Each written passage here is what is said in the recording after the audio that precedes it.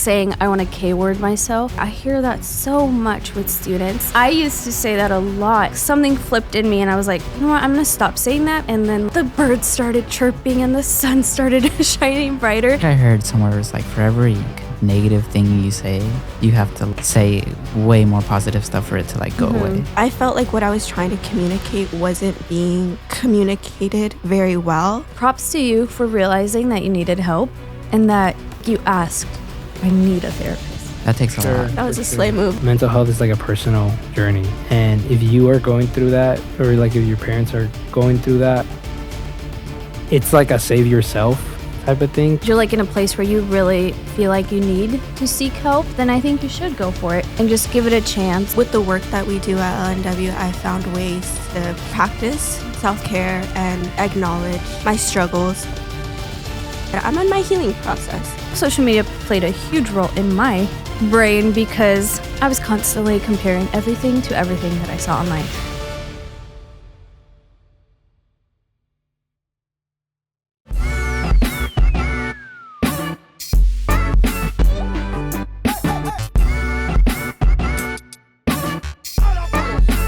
Yo, welcome back to another episode of Charlitas, your favorite podcast from PNW. I'm one of your hosts, Jair.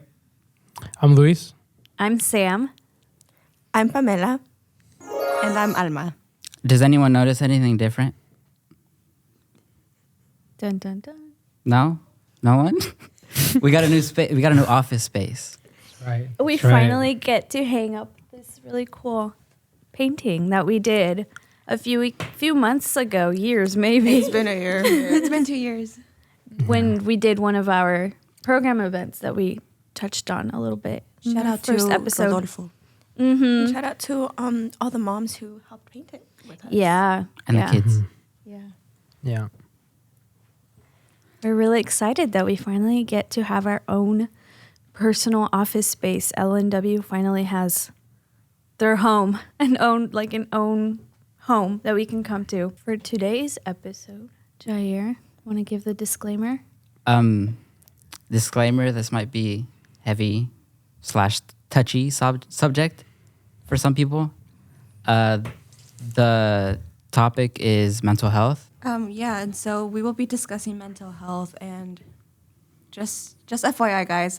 The way I mask my nervousness is laughing. So if I start laughing, it's no disrespect. It's just me voicing it. That's how we cope with uncomfy situations. Yeah. Because we will be sharing like our own personal testimonies, our own stories, and so we might like giggle here and there. But like, I just want you guys to know that it's not because like it's out of nervousness. So I won't take it personally if anyone laughs while we share some of our personal testimonies, and I hope you guys don't take it personally as well. It's all love here. We can get started with our little icebreaker. Guys, what do you do for self-care? Do you want to start with Jair and we can go down? For me, I usually go pet my dog or like annoy one of my family members. Right. Yeah, I feel like that helps me.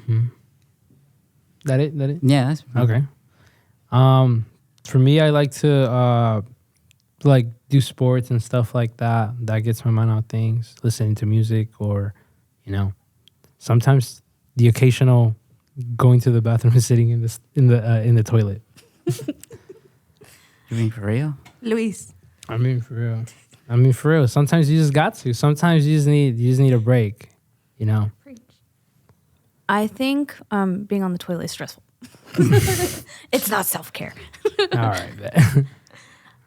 Okay, for me, I think self-care, I want to say something like trendy and cliche, like writing in a journal. Oh. And I do that, but like not as often as I should.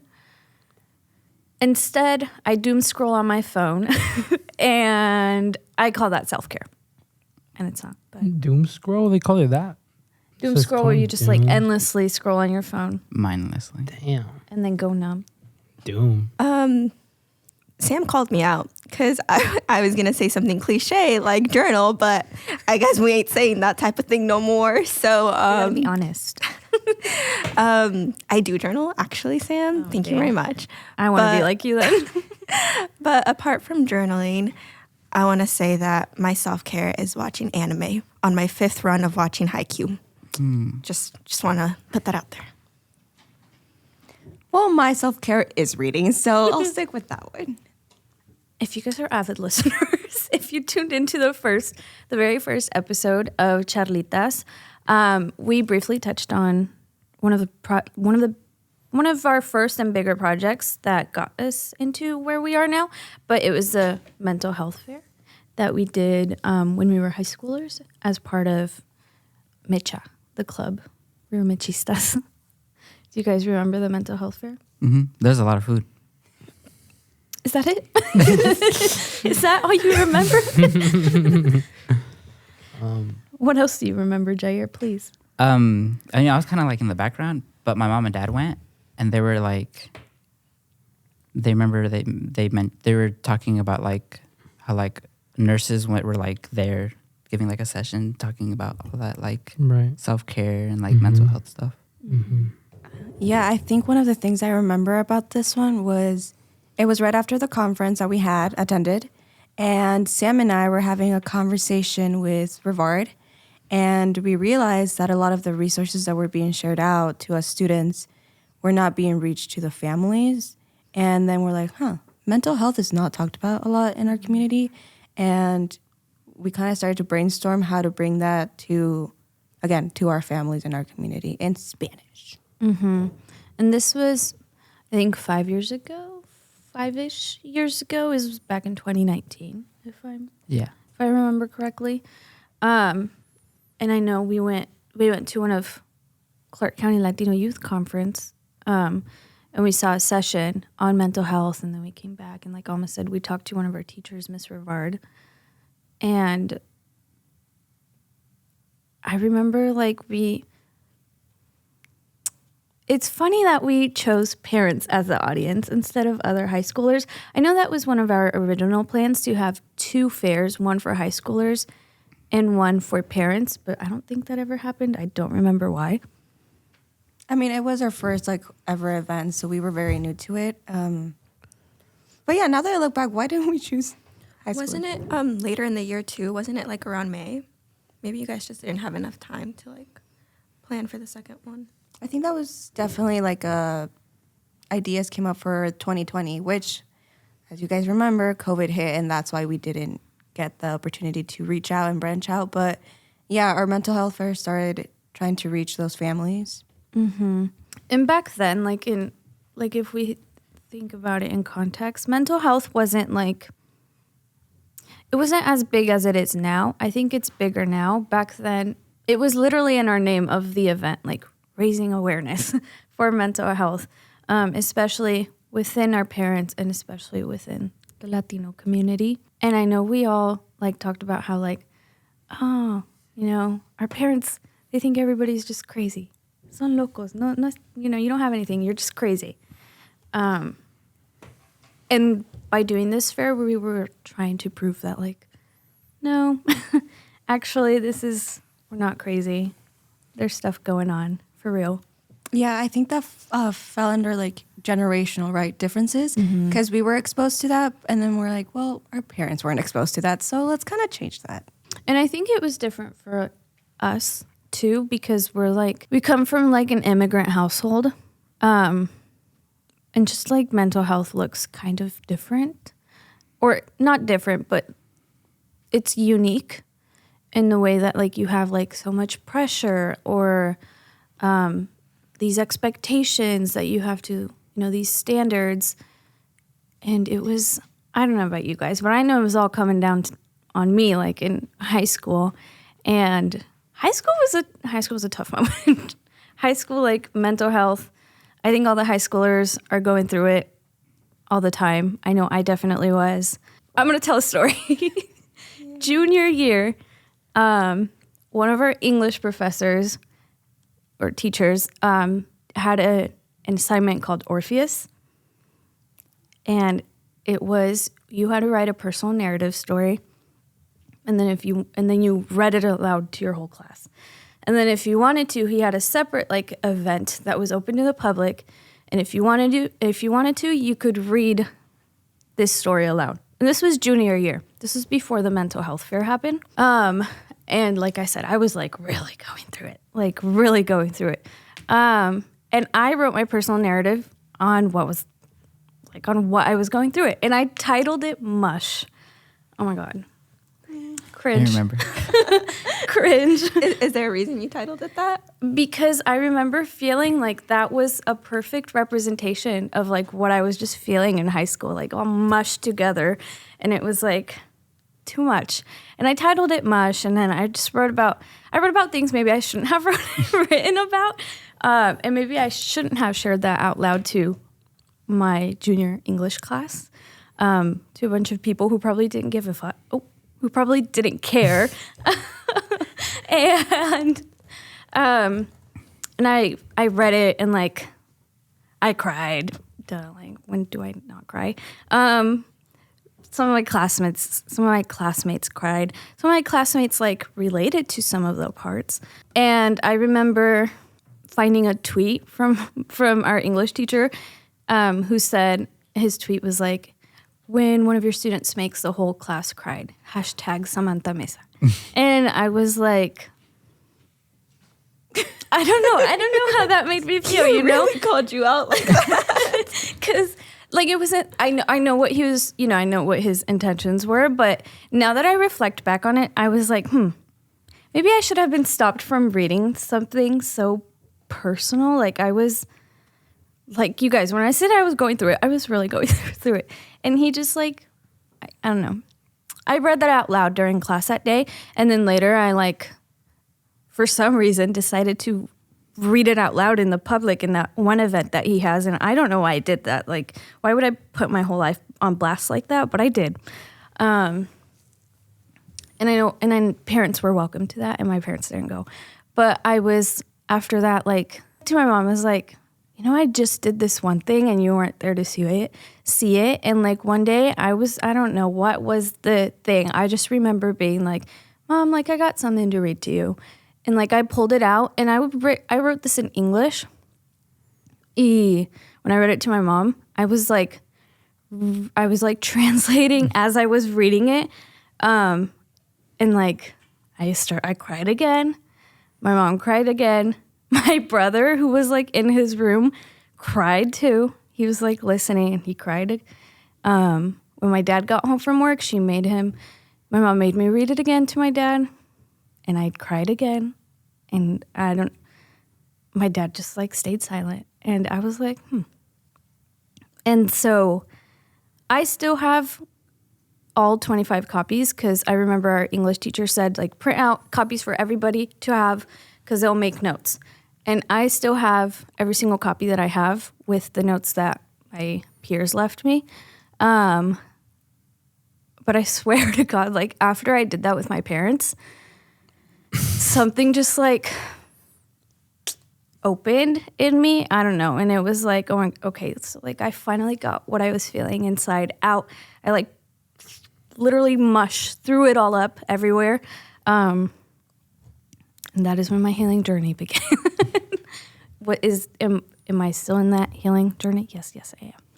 But that was really long. That had nothing to do with it. But I was like, this topic literally reminds me of that story and the fair. Like, I remember that coming from a place of like, oh, I just really want my parents to relate to me, or like to just see me for once. Anyways, I'm going to shut up for the rest of the episode. I thought it was fire that you did that, honestly. I remember, like, when you read it, a specific person in the class, like, was bawling her eyes out. And, like, it's not like what you went through, with like, you know, what you talk about in that. Like, it's not what you were specifically going through was, like, directly related to her, but just off her, like she heard it, and, like, she was, like, she made it relate to her and her relationship with her mom. And I just remember her crying so much. And I remember like her being like, you know, she said something that like, you know, I just remember her talking about her mom, and then like her like just like not being able to like hold it, and it's like to me it's like exactly like why mental health, especially at like the age of like high school, is a topic that's really important. And you know, it reminds me, you now that you're bringing that up, of like another reason why we started that mental health fair, because even though we didn't do it for high schoolers, we did it for parents. It was sort of that, especially in the Latino community, like wanting parents to understand like mental health, that the mental health like their own, and then also their children's, I guess. Yeah, I just thought that's like you know, sometimes like people don't think that it's like a real thing or something, especially in high school, especially guys, I guess. Like they'll think like it's like corny or whatever. But it is a real thing, and like, you know, we especially in high school when like everything is changing and all that stuff, like you're feeling all the emotions. High schoolers, stop capping. You know what I'm talking about. You know? I also remember that day, not the classroom. I don't know why. I think I blocked that out. Maybe it was too much for me. But I do remember the event. I recorded that. And Delete it. No, because it was powerful, and I was in the audience with my mom. It was in English, right? So like she didn't really understand it, but I remember like having those feelings. I'm like, wow, like I can relate to that. And a lot of people in the audience, specifically like adults, were, you should like, I don't know if you could tell on stage, but like they were just like, I don't know, entranced by like what you were saying. Like they were like shook. Yeah, Yeah. It was a very powerful piece. Maybe share it. No, just kidding. Subscribe to our Patreon. When we make it, we're gonna share Sam's story right there, and Comment down below if you want to. comment down below if you want it. If this video goes viral, we'll do it. I mean, I'll do it. I'll trauma dump more She'll for read you it out guys. loud again. She'll read it out loud again. We'll all read ours. I'll reopen those wounds. I don't remember mine. I don't even have mine. Oh, I don't have mine either. I can make up a new one. I do have a lot of high school trauma. I still need a heal. all right. Orpheus round 2. Yeah. Jados, if you're out there, call us back. Shout out to Jados. Yeah, Jados Shouts out was a to you. teacher who like created. I said I wasn't going to talk anymore, but Jados, like, props to you because he just like, I don't know, you know. Yeah. Sick assignment. That was a dope Shout out to assignment. you. One last thing, Okay. I was gonna. I do remember the people who came Yeah. up to me afterwards Yeah, and like I just remember that. and like related to what I said, and that just made me feel less alone because sometimes I would see them across the hall, like in the hallways, and they were like always smiling, always bubbly, always laughing, and I was like, oh my god, they're just like not, you know, they're having a great life, and I'm just like not. But then after that, like oh, actually, maybe they're not having a great life. Maybe we're all struggling together. I think one thing too was culturally, right? Mm-hmm. What we were experiencing was different from what like other people were experiencing, and I think that's something that when we talk about mental health, we need to bring up the cultural like difference, right? Yeah, like one example, for example, it's like, I don't know. Can I call you out? Yeah. So, Bame, she started seeing, was it? A therapist, but it was a big fail. And let me tell you why. Go out. Bame's turn. So I'm going to trauma dump now. This is going to take a while. So can I say the background? The Yes. backstory? Yes. Okay, so it all started with little Pamela, who loved being a cross-country runner. She had her little group of friends. You know, she thought she had made it in the world at that moment because she had her own clique. But some stuff happened. And I ended up in a situation where I was blamed for something that I don't think I did anything. Hold on, I'm going to get teary-eyed, but I don't want to. Hold on. So yeah, basically, it was a situation in which, like, she said, he said type of thing, you know, where I was blamed for something that I don't think I had anything to be a part of. And basically that caused me to lose all my friends. And so sophomore year / junior year was like very hard because I felt like I was alone. And in that time, I felt like my anxiety also spiked up. And so I didn't want to talk to anyone. I didn't want to go outside. I didn't want to do anything. And my mom's the type of person who doesn't really say anything about that because, again, as we mentioned, thank you. Ew, I didn't want to cry. That's so gross. I'm sorry. Say what you gotta say. Crying is self-care. But I look so ugly crying. Okay, No, sorry. you don't. No, you don't. No, she doesn't. Comment down below, right? Comment down below. But so my mom's not really the type to mention anything about that because, like we said, the generational differences, you know, she grew up in a time era where that isn't talked about. Like anxiety, what is that? Like get over yourself. Depression, what is that? Like get up and go clean the house because you're depressed because you don't do anything. But I had voiced my feelings a bit and I was like, you know what? Maybe I need to talk to someone. And so she's like, okay, if you think something's wrong with you, like I can take you to the hospital. I guess we can ask for a therapist or whatever. But she gave that vibe like, you're stupid. So like, it was also like, she'll take me, but she's like also not very into the idea. And so we went and my doctor gave me an anxiety test and he's like, okay, yeah, like you have very severe anxiety. Like the regular score for an anxiety is like a 5 or a 3. You have like a 7 or an 8. Like calm down. And I was like, okay. He's like, so I'm going to recommend you a therapist and you can go and like you can meet him and everything, see if that's a fit or whatever. And I was like, okay. And so my first therapy session came. My mom took me. I was still underage. I was like 17 years old. This was like a year ago. And I went and I met with the guy and really sweet guy. No hate to him. He was very sweet. He was very open and very understanding. But I felt like what I was trying to communicate wasn't being communicated very well because of the cultural difference between me and that individual.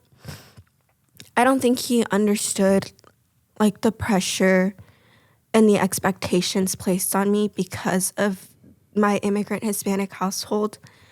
And so I feel like the advice he was giving just wasn't adequate enough. It just wasn't helping me. I know one of the things he said when I mentioned like, oh, it's just my parents. They're very like, I don't think they understand the expectations that they place on me. Sometimes are a little hard to manage. And he was like, oh, have you tried talking to them about it? And it's like, you think I haven't. But like, you think I haven't? I have. But like, Mexican parents or like Latino parents just aren't like that. Like, and so I don't know. I just don't think he understood like the cultural difference between that. And again, no shade to him. He was just trying to be helpful, but I don't think he was giving me the right help that I needed.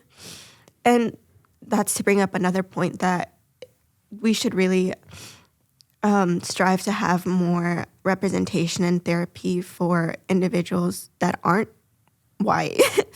We need more cultural awareness and be open to a cultural lens to help other people. And so after that whole thing, I think I went to like 2-3 sessions and then I decided like, no, I don't think this is helping. And so I stopped going. But it was still a nice experience to be able to talk about stuff, even though I felt like the advice, again, he was giving me just wasn't it. But it was nice having someone to listen to who didn't know the whole story, who didn't have a say in like how the things happened. And he was just there to listen. And that was really nice. But yeah, high school sucks. I forgot where I was going with this, to be honest. But yeah, I'm going to blow my nose now.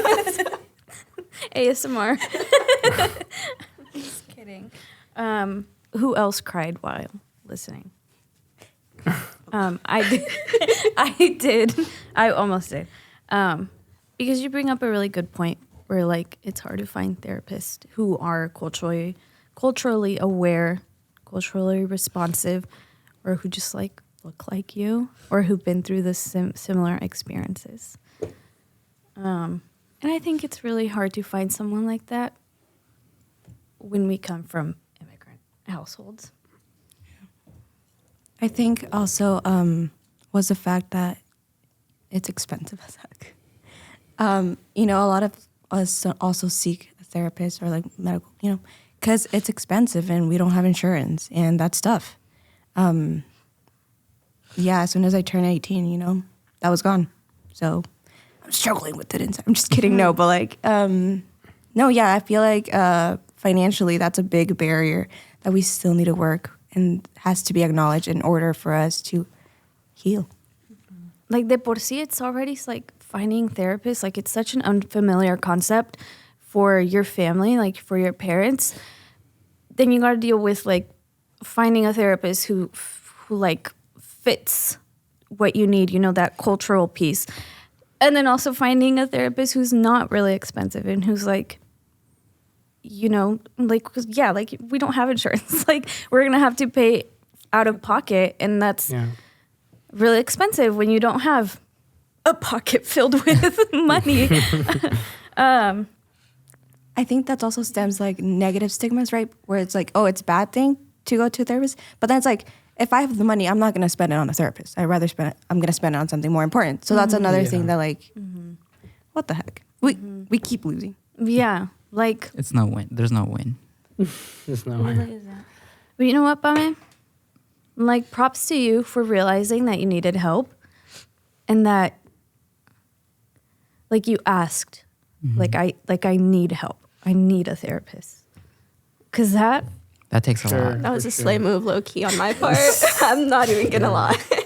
that was, like, you said, I need help instead of I need to trauma dump to a classroom full of juniors. Low key, I thought about it. I'm not even gonna lie. And you beat me on that one. Like, Gotta do what you gotta do sometimes. It sucks that, I mean, after that, did you attempt to look for a different therapist or? That's where the topic we were just talking about, barriers, comes into play. I'm 18 now, and so I don't have insurance. Undocumented, don't have insurance. And so, no, I haven't had the chance to branch out and seek other professional help. But I feel like with the work that we do at LNW, I found ways to practice self-care and acknowledge my, not issues, I don't want to say issues, my struggles. So I think like you said, I'm on my healing process. Like I found, can I call you guys my group? Yes. Yeah. Actually, I've low-key been waiting for you to do that.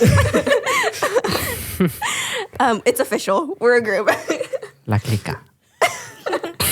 I found my group who like supports me, and I just feel very safe with you guys. And so again, just that healing process is in action. So better Pamela on the way.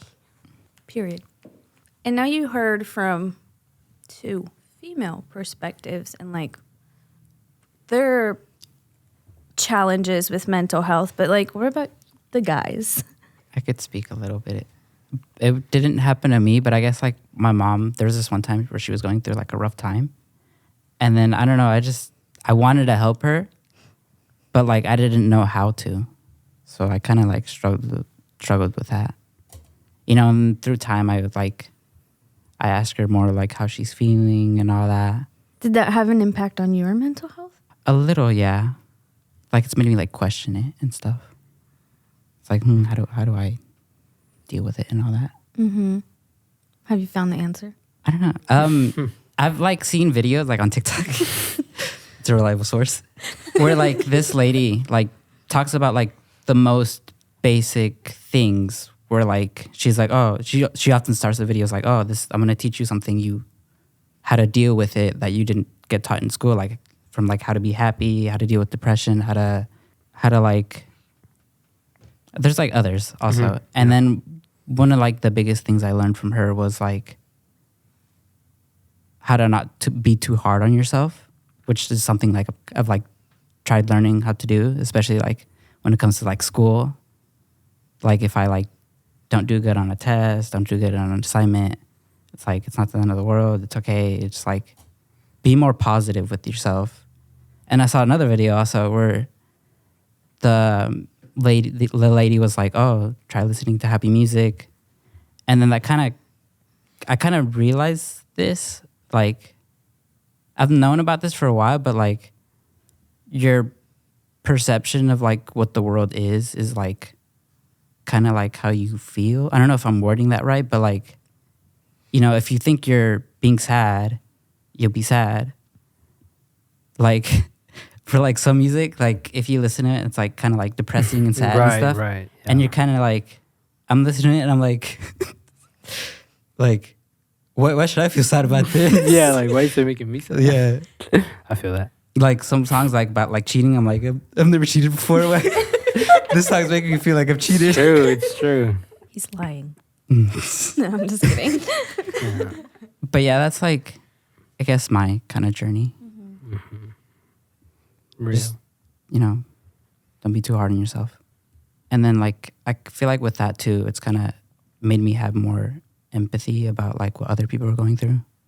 Where it's like, oh. Like how they're feeling? Yeah. So yeah, it's a process. It is a process. Luis? I mean, my personal, like with like mental health and stuff, like, I don't know. I mean, yeah, in high school, like there's like super rough moments, I guess, for me personally, just from like experiences, I guess. I do remember one time, like, you know, snapping on my mom. I remember that.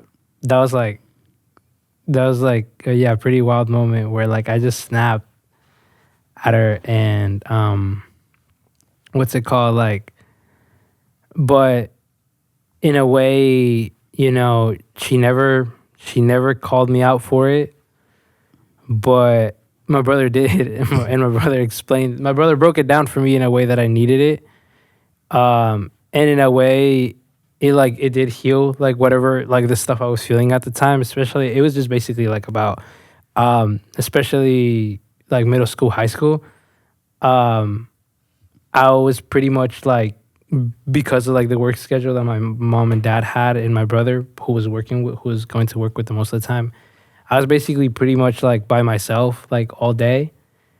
And like middle school, early high school time, it was basically every day I was going outside. Like every day as soon as I got home, I would just go outside because I would be in the house and I'd start going crazy. And like in a way that kind of like, you know, That like isolation. yeah, it's like that crazy. isolation stuff of like just being alone every day. Like as soon as I got home, it's like just me. I would just be like, I'm just going nuts. Like, so I'd have to be outside. So I was outside a lot. And yeah, that was basically what like I kind of got on my mom's head for.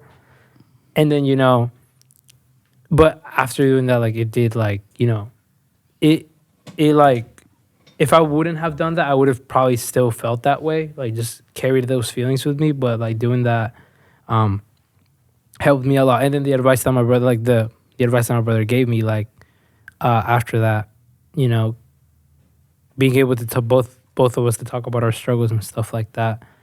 And I know especially for like us guys, it's like, you know, machismo and stuff is like a really big topic or like a really big thing, especially in our culture, not just us as guys, just in Mexican culture of like, you know, you're soft, you're corny, you're doing the most. If you're like crying, if you're like asking for help, if you're like snapping like that. At the time when I did that, I was like, you know, after that happened, I was like, there's no way I just did that, bro. Like, that's super corny that I just did that.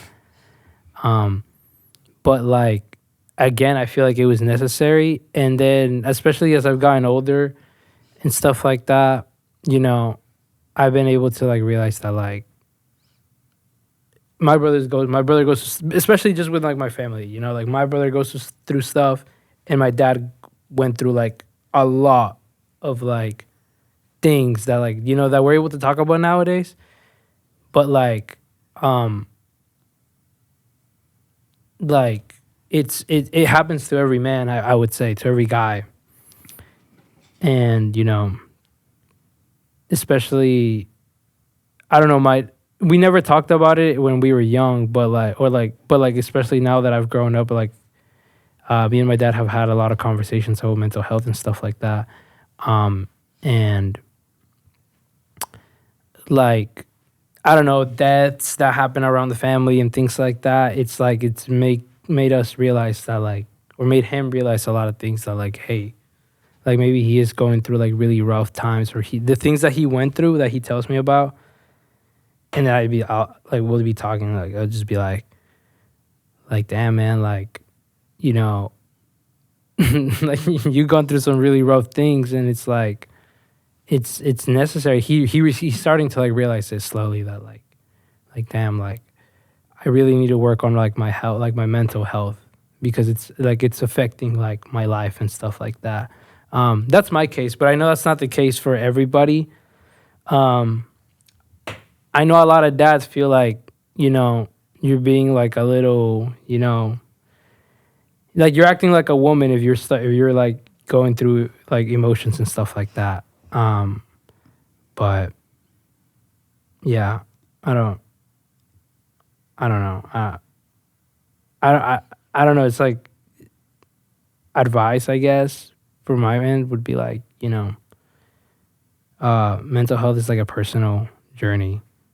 And if you are going through that, or like if your parents are going through that, and like where they can't see what you're going through and stuff like that,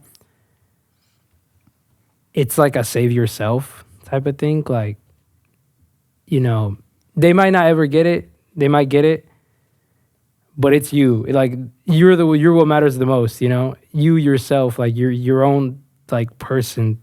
Like, so it's like take care of like take care of you. You know, you're you, and like at the end of the day, like if you're not gonna do it, like, you know, people might not. Like, I don't know. Like the whole airplane thing where it's like save yourself, put your mask on first, and then you can help. And then put the mask on the other passengers. Yeah. Yeah, you have to heal yourself before you're able to focus on other people in a way. For I sure. feel like that's also another reason why I decided to ask for help, was because, like we mentioned, mental health isn't talked about a lot in our culture, and slowly I'm starting to see the effects of it, like affecting like my family, like my mom specifically. You know, she didn't grow up in an era where mental health was talked about, depression didn't exist, anxiety wasn't a thing. But now, like, I can see a few things of her unhealed experiences popping up, and it's like, if I want to help her, I need to help myself first. Yeah. And I think it's really hard because, like, as a high schooler who's like has like different priorities, like social life and then everything else, it's hard because you're kind of like in a battle between like you versus your parents and like their expectation of you versus like what you are, who you are. Yeah, I think I've also like over time like realized that my parents are, you know, they have their own issues, but because I was able to recognize that within myself, because I was mentally unwell in high school, I created a spam, also known as, I think, a Finsta. I don't know. We still don't know the difference. We literally tried to define it and we don't know. But you know, it didn't even matter because I let everybody in at a point, but I was like stopping it at like 100. And then like over time, like I started removing more people or whatever, but I still had like strangers on it. I was like, you've never done anything mean to me, so I'm gonna let you like read all my embarrassing trauma dumping posts. And I would write like big paragraphs. It was so embarrassing. And somebody should have gotten me a journal. Like, you guys are fake friends for letting me do that. We like reading it. Yeah, it was nice reading. I like reading it. I like reading your dark thoughts. So, you know. Or like the happy ones. And sometimes I like it extra because I was mentioned. That's crazy. Yeah. But I know that a lot of high schoolers right now, they use social media as an outlet, and it could be, you know, pros and cons to it. Like, it could be good because you can find a community online that like relates to those same struggles and whatnot. But also like it could be bad because that shouldn't be your only outlet, you know? I don't know. I know social media played a huge role in my brain because I was constantly comparing everything to everything that I saw online. But I don't know how social media, maybe you guys knew how to put those boundaries and be healthier with social media. I mean, I don't really use it to like put anything out there. Yeah, that's true. You just be stalking. I don't be stuck. You be stalking. Well, I mean, I can say like I look, you still do, but I just don't know the password to it, so I just don't get in it anymore. But I also had an account where like, yeah, I guess I did post a lot of stuff. Was it cringy? Yeah, it was super cringy. Knowing Luis, it was cringy. I just. Well, I asked him the question so he could. You know. Okay. But then like, I don't know, once I wanted it to like, I don't know, others to see it, like I definitely went through and like checked and like deleted some of the things I posted because it was like, oh gosh. Don't know if it was positive or negative as an outlet to do that, but It was an outlet. it was there. I don't think it really helped in a way, like, but like you said, it's like it's good and bad because you also don't want to like expose yourself too much, like, you know. And if you would do that, like, I don't know, the thing I would do is like ask myself, like, why do I want to do that? Like, why do I really, like, what am I looking to get out of it? But you know, I don't know. I don't know what high schooler spams be looking like these days. So I don't know what y'all be posting. Maybe you guys post really positive stuff in it. But Fire food. or just, you know, photography. A lot of people do for that. I like using social media for that. Yeah. Did you have a Finsta? I didn't. For me, I just use social media to scroll when I was bored, like TikTok. Same with Instagram. I honestly just don't use social media at all to post my own like pictures. Not even pictures of myself. Like they're up there because other people post them, like LNW. But other than that, I don't think I personally have posted. I'll have like one or two, but yeah, for me, I didn't use it. Maybe because I knew that if I started using it, it was going to negatively affect me. But yeah, that's me. Looking back, I'm like, yeah, I used it to follow other people, and I'm like, wow, maybe don't post that type of thing. But Her looking at my previous posts, I've learned they're all deleted. but yeah, that's my personal. I don't know. You? For me, I like having a very private persona. And so I don't think this is true for everyone, but for me personally, I like being that dark, mysterious person. Can let know people your next move. Exactly. So I personally don't use social media like at all. I remember when I was going through my little episode that I mentioned earlier, I actually went through a period of my time where I deleted everything.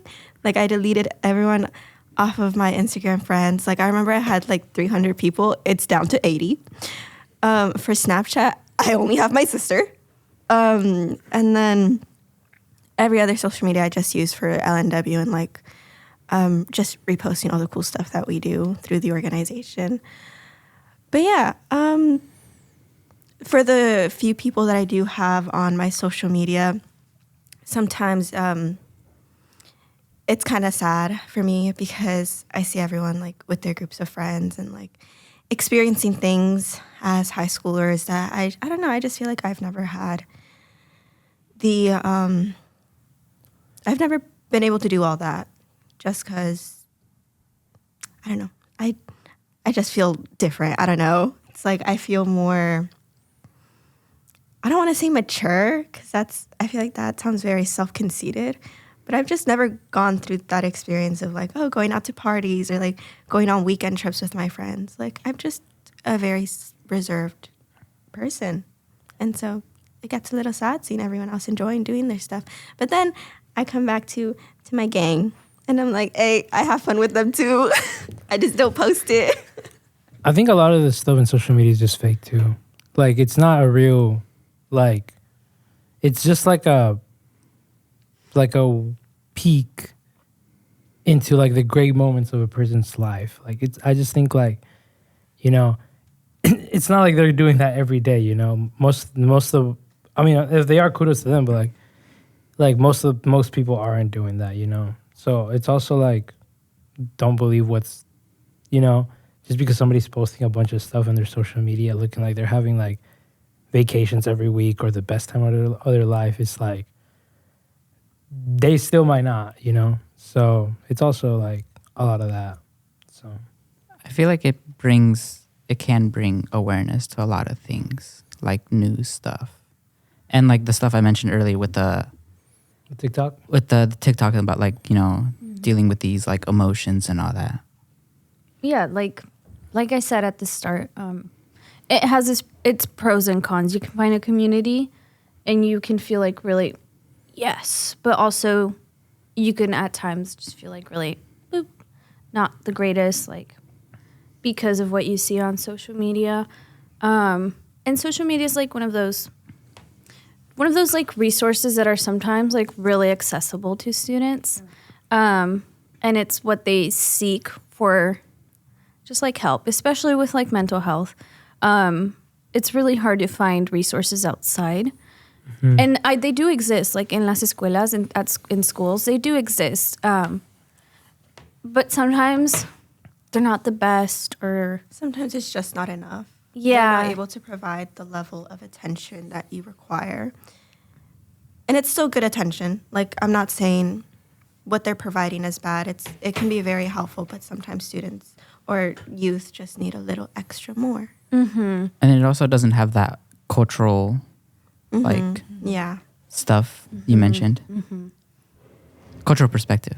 Right. Yeah. I mean, will it hurt if you go to those? Like, no, maybe it will be like really, really beneficial. And I think if your school offers those opportunities and you're like in a place where you really feel like you need to seek help, then I think you should go for it.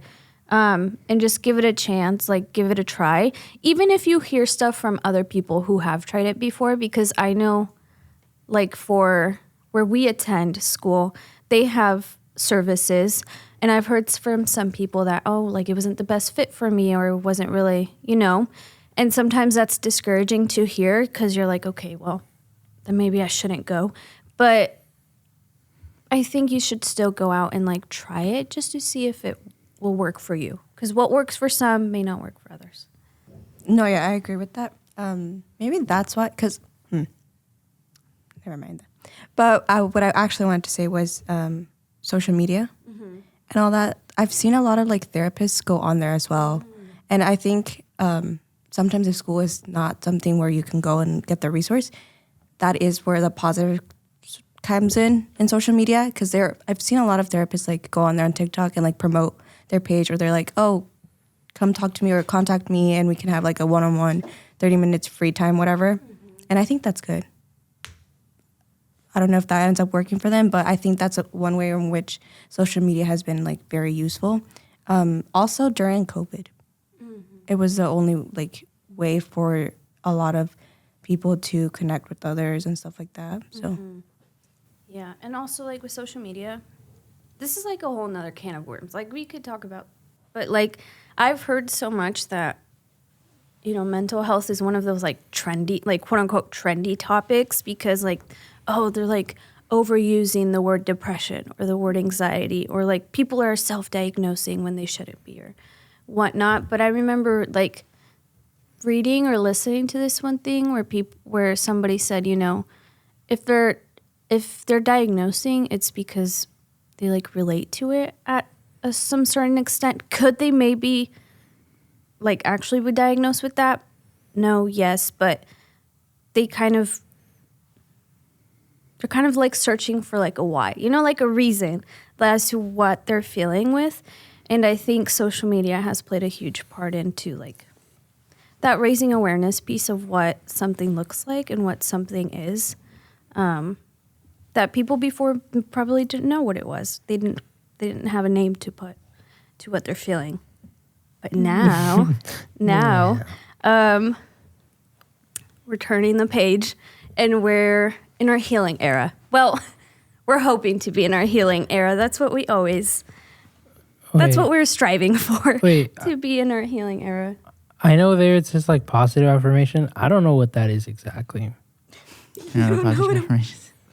Like, is that like reassuring yourself with positive comments to yourself, or like looking for positive comments from others? It can be either or, I think. You can give positive affirmations to yourself, like make yourself feel good, validate yourself, With words only, though? Or No. Whichever form I feel like. With your love language. Yeah. Or with the self-cares we mentioned. My love language is gift giving, guys. Just FYI. Take the quiz, guys. Like in the, with the healing era, the positive affirmations, like being kind to yourself, like Jair mentioned hace rato, giving yourself grace, being patient with yourself. I go back every time I hear affirmations. I go back to the Snoop Dogg song. Affirmations, positive affirmation. What's it called? It's not, something about affirmations. It's catchy. Yeah. It's low key catchy. Like when, like such a small thing, like saying I want to K-word myself, like all the time. Especially, I hear that so much with students, like in middle school, in high school, they're constantly saying like, oh, I want to hurt myself. And I know I used to say that a lot. And when I like flipped the page, like something flipped in me and I was like, you know what, I'm going to stop saying that because I think that's like manifesting itself in like my life. And so like for a while I stopped saying that, and then like the birds started chirping and the sun started shining brighter because I was no longer repeating that like phrase to myself. Okay. Yeah, I think I heard somewhere it's like for every like negative thing you say, you have to like say way more positive stuff for it to like go away. So, Luis, in your healing era, tell yourself positive affirmations, please. You're beautiful. Listen to happy music. Listen to happy music. You're intelligent. If I need a hug, you gonna give me one? Yeah. You heard it here first. Comment down below if they should get a hug right now. No. Y como, and like when we saw in Pamela, like how we heard in Pamela's story, like learning when to reach out for help, like seeking those resources is part of that healing era. It's part of that journey. You know what I mean? And your healing journey is going to look different from everyone, so don't compare it to anyone else. I learned that the hard way. It's not going to be a fast process either. It's going to take time. But like Sam said, give yourself grace. You took the first step, and now it's up from here. You know what I mean? Like, Yeah. It's going to get better. I think I like what you said, where it's like not like it's the same thing isn't gonna work for everybody, Something else like that, I don't know, I feel like pretty strong about it is like at least religion, at least in my personal case. I know it's like not everybody's like religious or anything like that, but I know that for a while like I struggled with that a lot, of like how I was actually feeling versus like what my religion is or something like that, or like like maybe like, oh, I shouldn't feel this way because of God or something, like God doesn't want me to feel that way, or like it's sinful or like it's wrong to feel that way. But like I know definitely like over the years as I've matured and just as a person and like in the religion, like to understand that like that's not the case or anything like that. So I don't know, I just thought I would add that because I know there's like a lot of like Intersectionality. Yeah, there's like a lot of like kids that feel that think they shouldn't feel a way because like the parents or like a pastor or whatever is telling you that like I don't know that it's wrong or because like God says so, but it's not. That's not true per se. That's not true, and you shouldn't invalidate your own feelings because of your religion. You shouldn't do that. I learned that.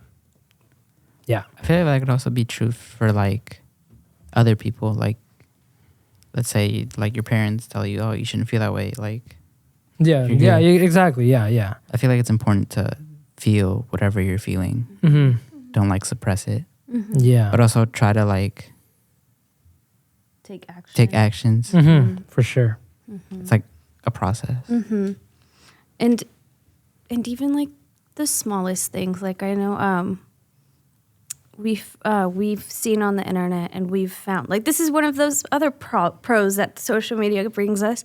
Like when you call a phone number and little kids answer and they're like, if you're sad, click number. If you're mad, click number. If you're happy, click. And then they'll give you like the sweetest message and it's so cute. I don't know if we can put. Do you think we can put it? Because it's really. We can at least put it Production. on the link. We can at least put it on the Do we link. have the yes to put it? Oh, you mean right now? Yeah, because I feel like. can we? They're going to copyright Yeah. it? Oh, well, here's a Shouting number. them out. Here's a number. It's. Pep Talk Hotline has a new number. Please call 707-8-PEP-TALK. We'll fix it in post. 707 Hold on. Give us the new number. I guess they changed the numbers. The number with the students, it's called like the Pep Talk hotline, and it's 707-873-7862. Welcome to Pep Talk, a public art project by Westside School. Bienvenidos a Pep Talk, un proyecto creado por los estudiantes de Westside School. Para un mensaje feliz, presiona 5. Please listen to the following options for encouraging messages. If you're feeling mad, frustrated, or nervous, press 1. If you need words of encouragement and life advice, press 2. If you need a pep talk from kindergartners, press 3. If you need to hear kids laughing with delight, press 4. Wait, put that one. Hear how awesome you look, press 6. Okay, first. For both.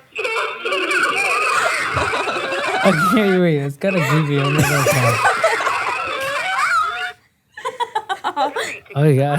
Press 0 to receive a text with a link. Or go All to right, I think you're good. peptalk.net. I think that's Oh, that's so cute. But that's just like a little project that kids did to make us have a little moment of enjoyment. Yeah. It's a huge thing. Yeah. And with that, we'll leave you guys on a positive and sweet note. Thank you, all of you wonderful, sexy, and beautiful listeners, for listening to our podcast today. This is the end of the mental health episode 5 of Charlitas podcast. Yeah. It would mean the entire world if you guys shared, liked, maybe drop an emoji. Drop a green heart emoji. That's the mental health awareness color. Or not. Drop a smiley face, a fire emoji, whatever you guys want. Just drop something. Just please comment. Please. And you guys keep learning, keep slaying, and keep being the best version of you all. Until next time. Yeah. Take care. This episode was brought to you by Latino Leadership Northwest and funded by Enitai Foundation.